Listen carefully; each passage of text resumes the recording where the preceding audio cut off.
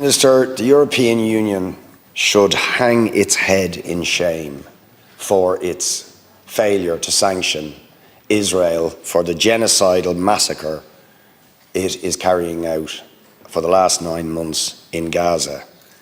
And Fine Gael and Fianna Fáil should hang their heads in shame for supporting Ursula von der Leyen as the President of the EU Commission, who has continued to provide Israel with the impunity and indeed allow the flow of arms and continuing trade with the regime that is guilty of that genocidal attack and massacre that continues as we speak.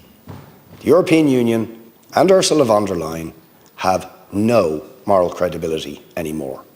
And by the way, it's not just people before profit who are saying that, and we've said it for a very long time about von der Leyen and the double standards when it came to Palestine. But as early as the 20th of October, more than 800 EU staff wrote a letter complaining about von der Leyen. They wrote in it that they did not recognise the values of the EU any longer, given the double standards that were being displayed with the massacre, and that's what they called it, of civilians in Gaza, as against their attitude towards the horrific invasion of Ukraine. The International Peace Institute in Geneva has, along with hundreds of NGOs, made a formal complaint to the International Criminal Court of von der Leyen's complicity with genocide. And they have evidence to that effect. She rushed to Israel and stood beside Netanyahu days into the beginning of this massacre, when at that point there were a few thousand Palestinians had been massacred, butchered, and the consequences of that support that she gave, and that the European Union continues to allow the weapons that Israel used to butcher those children, like the children in 4 schools in the last 4 days. 4 schools. Many of the weapons that did that are European weapons. Money being made by the genocide that Israel is committing by European arms companies and European states, profiting from genocide. Now, if that's not a reason to impose sanctions, and if that is not a reason for Fianna Fáil and Fine Gael to say, I'm sorry, President von der Leyen, we can't support you, given your role in this, your failure to act against this, in the face of a genocide.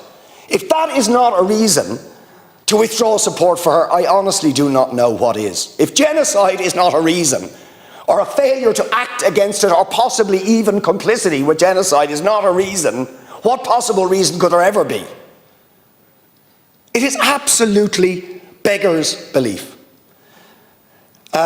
So we need to impose sanctions. We should not support Ursula von der Leyen. And in the face of the European Union's shameful, disgraceful complicity with this genocide and the impunity is given to Israel, without which none of this would have happened, by the way, because everybody knew about apartheid, everybody knew about the siege of Gaza, everybody knew about the ethnic cleansing long before October of last year. They did nothing about it. They denied it. Even now the Irish government doesn't want to use the word apartheid because it has legal implications. If it's an apartheid regime, it has to be dismantled. That's why you don't want to use the word, because it would have the consequence of having to do to Israel what was done to apartheid South Africa, which is exactly what should happen. At a certain point, the world decided this cannot stand. Have we not reached that point with Israel? Surely we've reached that point with Israel, that it cannot stand when it's capable of this horror.